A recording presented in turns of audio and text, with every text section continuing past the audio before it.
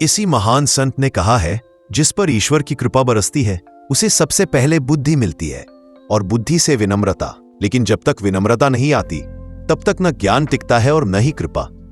आज एक बेहद छोटी लेकिन बहुत गहरी सीख देने वाली कहानी लेकर आया हूं।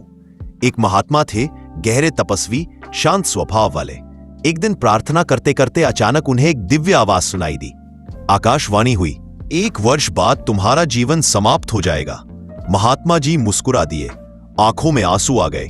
उन्होंने हाथ जोड़कर कहा, प्रभु कितने कृपालु हैं आप। 1 साल पहले बता दिया ताकि मैं हर क्षण आपका नाम ले सकूं, एक भी पल व्यर्थ न जाए। उस दिन से महात्मा जी ने निश्चय कर लिया कि अब कम बोलना है, कम विवाद, कम चर्चा और अधिक जप, अधिक साधना।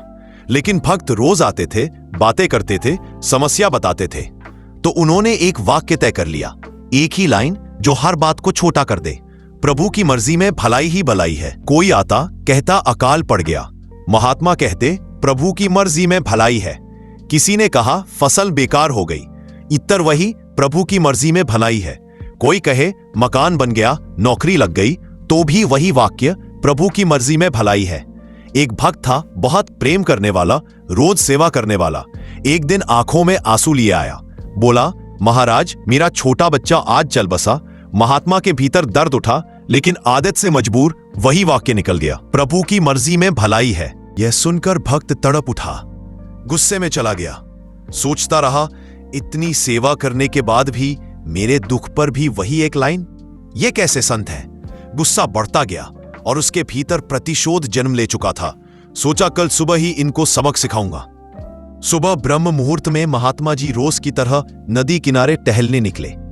भक्त झाड़ियों में छुपा था, हाथ में तेज धार वाली तलवार। पूरा निश्चय, जैसे ही महात्मा पास आएंगे वार कर दूंगा। महात्मा जी झाड़ी के पास पहुंचे ही थे कि अचानक उनके पैर में एक लंबी कील चुभ गई। कील इतनी तेज थी कि पैर को आर पार छेद गई। महात्मा दर्द से चिल्ला उठे, प्रभु प्रभु। भक्त पूरी घटना देखकर दहल गया, तलवार वहीं छोड़कर दौड़कर आया।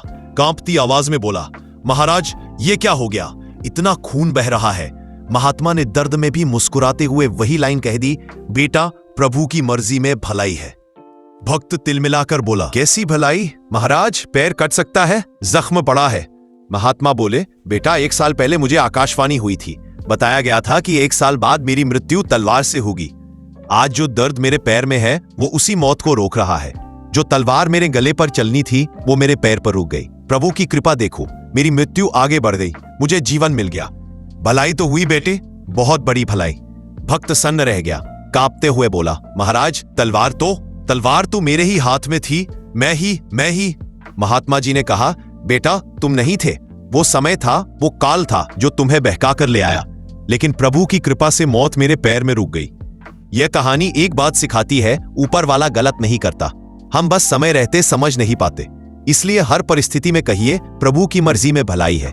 फिर वही बात जो मैं हमेशा कहता हूं, ऊपर वाले के आशीर्वाद के साथ, अपनी मेहनत के साथ, अपनों के प्यार के साथ कर दिखाओ कुछ ऐसा कि दुनिया करना चाहे आपके जैसा।